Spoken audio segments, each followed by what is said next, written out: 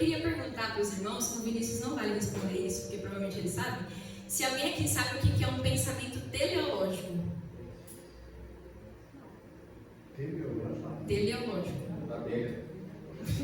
Não é da telha. Eu tenho uma professora que geralmente quando a gente tem alguma dúvida, ela sempre corrige a gente por usar esse pensamento teleológico, que nada mais é do que uma visão filosófica que compreende a forma de entender algo a partir do seu propósito ou da sua finalidade.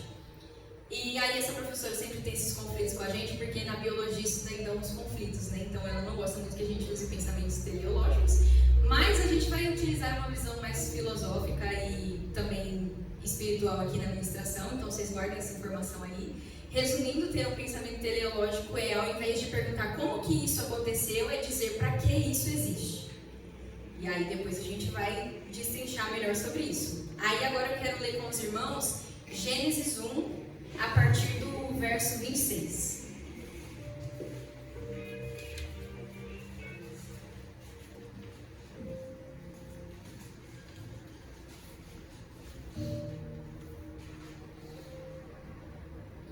Gênesis 1, a partir do verso 26 diz: Então disse Deus, façamos o homem à nossa imagem, conforme a nossa semelhança.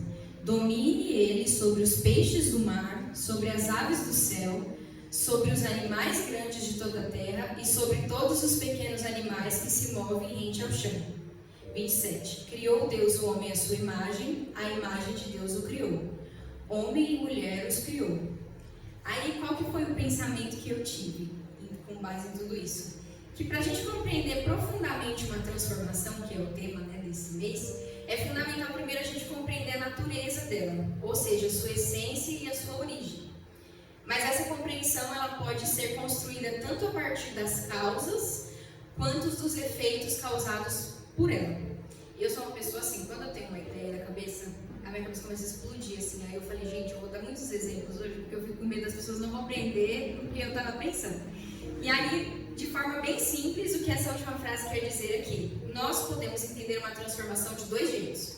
Primeiro, pelas causas, vendo de onde essa transformação vem, qual que é o motivo, qual a sua origem, qual a sua natureza, ou pelos efeitos, vendo o que ela provoca, ou seja, o seu resultado. Não necessariamente começamos pela origem, às vezes entendemos primeiro o que mudou e depois descobrimos o porquê daquilo.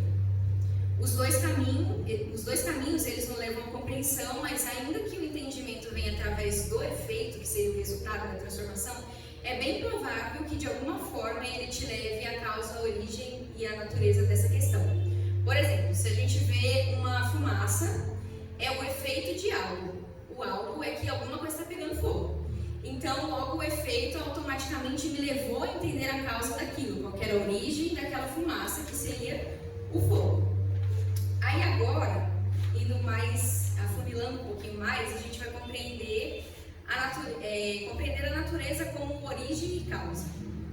Compreender origem e causa significa entender qual ou quais agentes estão provocando a mudança. Na prática, isso pode ser energia, que ela pode ocorrer uma transformação, calor, uma ação humana, uma reação química e várias outras coisas. Sem saber o que motivou a transformação, se torna apenas um evento isolado. Se você vê aquela fumaça e não entendeu por que ela é aquilo, você só vê fumaça e acabou. Em resumo, não tem como falar de transformação sem antes falar da natureza das coisas. E aí, à luz da Bíblia, o ser humano ele foi criado com um propósito divino específico, não como um fruto do acaso.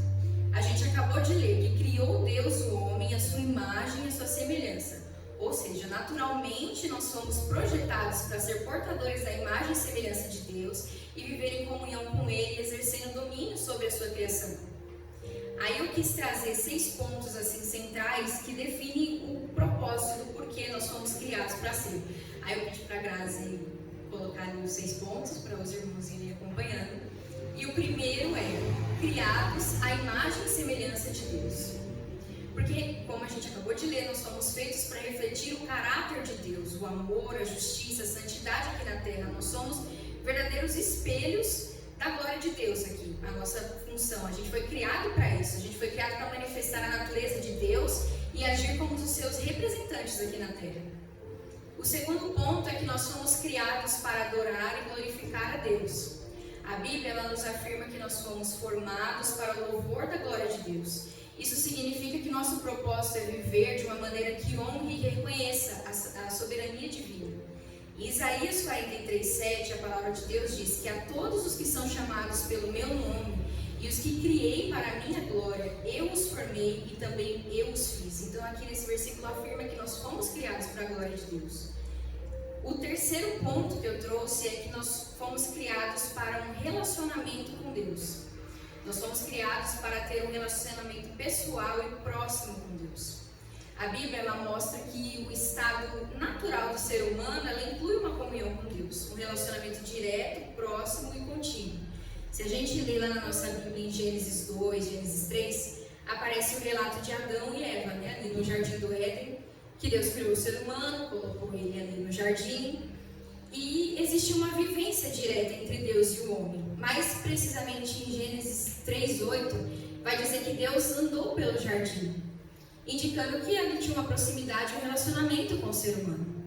Antes do pecado não havia uma separação, o relacionamento era direto e natural com Deus. Depois disso, o pecado quebrou essa comunhão e o ser humano passou a se esconder de Deus. Mais à frente, a Bíblia ela nos mostra a restauração desse relacionamento através de Cristo, através do sacrifício de Jesus por nós. Então, nós fomos reconciliados com Ele. E o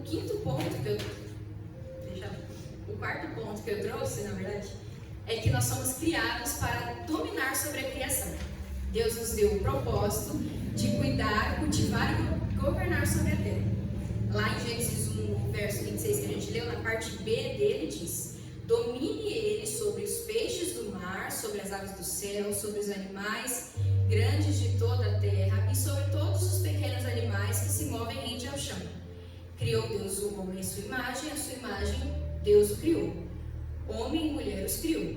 E no verso 28 diz: Deus os abençoou e lhes disse: sejam férteis e multipliquem-se, encham e subjuguem a terra. Dominem sobre os peixes do mar, sobre as aves do céu e sobre todos os animais que se movem pela terra.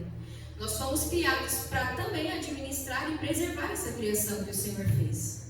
O próximo ponto, que é o quinto, eu coloquei que nós fomos criados para viver em amor e comunhão. Nós fomos criados para amar a Deus acima de todas as coisas e amar o nosso próximo como a nós mesmos. Jesus ele sintetiza esses dois mandamentos lá em Mateus 22, quando um perito da lei questiona ele, né, sobre qual seria o maior mandamento, e daí ele disse que era amar a Deus acima de todas as coisas e o próximo como a nós mesmos. E o amor ele é central à natureza humana que foi planejada lá no Gênesis, lá no Éden, lá na criação, porque ele reflete a essência de Deus, porque Deus é amor. Lá em 1 João, vamos abrir as nossas Bíblias em 1 João 3, 16 até o verso 18, a gente vai ler.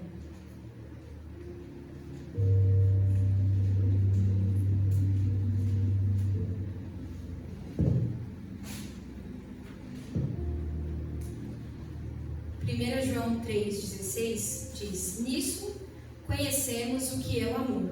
Jesus Cristo deu a sua vida por nós e devemos dar a nossa vida por nossos irmãos. Se alguém tiver recursos materiais e vendo seu irmão em necessidade e não se compadecer dele, como pode permanecer nele o amor de Deus? Filhinhos, não amemos de palavra nem de boca, mas em ação e em verdade. Eu li essa semana uma coisa muito interessante. Eu estou lendo um livro e aí falava sobre a profundidade, né, do amor, principalmente o amor ao próximo, né? Porque fala que é amar ao próximo como a nós mesmos. E que amar, no livro falava muito sobre que não é só sobre ajudar a pessoa, mas é sobre você de verdade se comprometer com aquela pessoa. Ainda que isso te custe tempo, dinheiro, status, reputação, paciência e tantas outras coisas, né? Essa é a natureza para a qual a gente foi criado para ser, para verdadeiramente amar. Amar ao ponto de que você e o próximo se confundem, de tão semelhantes que vocês são no amor. E acima de tudo, amar o Senhor, acima de todas as coisas, né? E o último ponto é que nós fomos criados para as boas obras. Em Efésios 2:10, menciona que somos feitura de Deus, criados em Cristo Jesus para boas obras, as quais Deus preparou para que andássemos nelas. E aí eu quis quis destrinchar um pouquinho esse versículo de Efésios 2:10, que diz que primeiro que nós somos feitura dele. E aí eu dei uma pesquisada e fala que a palavra original de feitura é a ideia de obra-prima, de algo cuidadosamente feito à mão. Então nós fomos cuidadosamente feito à mão por Deus. Segundo ponto do versículo é que criados em Cristo Jesus, que fala de um novo nascimento espiritual, que não é só ter sido criado como ser humano, mas recriado por meio de Cristo. A gente nasceu de novo através de Cristo. O terceiro aqui, a parte do versículo fala, né, que para boas obras. As boas obras, elas não nos salvam, mas são o resultado natural de quem foi transformado por Deus. E as quais Deus preparou. Deus já deu um caminho preparado para a gente viver. Existe um propósito específico. A gente não vive uma vida aleatória. A gente foi feito por um propósito. Tem até um livro que o título dele é Deus te fez de propósito. Então não é bagunça, é Deus fez a gente de propósito. E o quinto é para que andássemos nelas, que não é algo ocasional, é um estilo de vida contínuo, viver dessa forma. E embora o pecado ele tenha distorcido essa imagem através da queda do pecado, a Bíblia ensina que através da redenção em Cristo, esse propósito original de refletir a glória de Deus, viver em comunhão com Ele, pode ser restaurado novamente. E aí, então, o que eu quero dizer com todas essas informações que eu falei e o que isso tem a ver com transformação, né? Depois de a gente voltar lá para a origem de tudo, do que a gente foi feito para ser, nós podemos compreender que, espiritualmente falando, a gente precisa ser transformado, porque em um determinado momento nós fomos tentados a se transformar no que nós não deveríamos ser. Verdade. A gente perdeu a nossa natureza, a gente perdeu a nossa essência e todos os dias a gente tem que lutar para que a gente encontre ela novamente. Então, por isso nós devemos ser transformados. A gente deu ouvido, igual a administração da Sara, né, que o Alex até citou, a gente deu ouvido à serpente e a gente se perdeu do propósito. E até hoje, quantas vezes a gente não sai do propósito para o qual a gente foi criado? A gente leu aí 6 pontos para os quais a gente foi criado, e o principal dele é para refletir a Cristo, e muitas vezes a gente se perde disso. Nós precisamos ser transformados a ponto de voltar para a causa que é Cristo. Lembra que eu falei no começo de causa e do efeito? A causa deve ser Cristo. E rever sempre que necessário e o porquê e o para que fomos criados, até que isso se torne a nossa natureza. E então a gente vai usufruir do efeito, que consequentemente será gerar bons frutos e ter uma mente renovada. Uma vez eu vi uma história de, se eu não me engano, era um monge, que ele estava assim sentado num monte assim, né? Aí veio um escorpião lá e picou a mão dele. Aí o pessoal ficou indignado assim, meu Deus, mas como você não está reclamando? Por que o escorpião picou você? Isso daí é venenoso, sei lá. Ele falou, eu não posso reclamar do escorpião se a natureza dele é essa. Entendeu? Então, a nossa natureza tem que ser Cristo. Isso tem que, mesmo que choque as pessoas, mas essa tem que ser a nossa natureza, entendeu? E agora, se a nossa causa não for Cristo, de nada vale tudo isso. O efeito vai ser a ausência de Deus e morte, se a nossa causa não for Cristo. Às vezes a gente acha que para transformar é só largar tudo para trás, esquecer de onde a gente veio, quem nos fez, para onde que a gente vai. Mas não é assim, né? Não é assim que a banda toca, igual o pessoal fala, né? Aí eu peguei um exemplo assim de uma árvore. Ela só vai se transformar num papel porque alguém estudou a matéria daquela árvore, alguém plantou, alguém regou, adubou. E ela tinha um propósito. As coisas são feitas com propósito. Por exemplo, não sei se vocês já viram isso aqui na Faber-Castell, lá tem eles têm uma plantação de árvore que é para fazer os lápis, né? Ou seja, eles plantaram, criaram aquela árvore com o propósito dela virar um lápis. Agora, voltando aqui para o papel, o exemplo do papel, o lugar da origem, onde aquela árvore ali que tem o propósito de virar um papel foi plantada, a sua natureza ela não é menos importante do que o papel que ela vai se transformar depois. Às vezes a gente demora para entender o nosso propósito, não porque ele não existe, mas porque a gente está olhando pela perspectiva errada. A gente foca tanto nos resultados, principalmente os resultados das outras pessoas, que a gente se esquece do nosso propósito inicial. A gente quer entender o que está lá na frente sem considerar a causa que nos trouxe até aqui. Voltando lá ao pensamento teleológico que eu falei, para sintetizar e encerrar o que eu queria dizer, o teleológico, retomando, significa entender algo a partir do seu propósito ou da sua finalidade. E trazendo aqui para a ministração, pensar teleologicamente seria olhar para a vida, para as coisas, para o ser humano, perguntando qual é o propósito por trás da existência daquilo. Então, mais do que ser transformados, a gente tem que ter uma natureza voltada para aquilo que ela deveria ser. Voltada ao seu propósito, à sua verdadeira finalidade, que é refletir a imagem e a semelhança de Cristo. Amém? Não é muita coisa, gente, porque eu já falei, quando eu falo, geralmente é o mínimo. Mas eu espero que Deus fale ao coração de vocês e que a gente compreenda isso, que a nossa transformação deve ser voltar verdadeiramente para a nossa essência, para aquilo que nós deveríamos ser e que a gente nunca deveria ter se perdido desse propósito, né?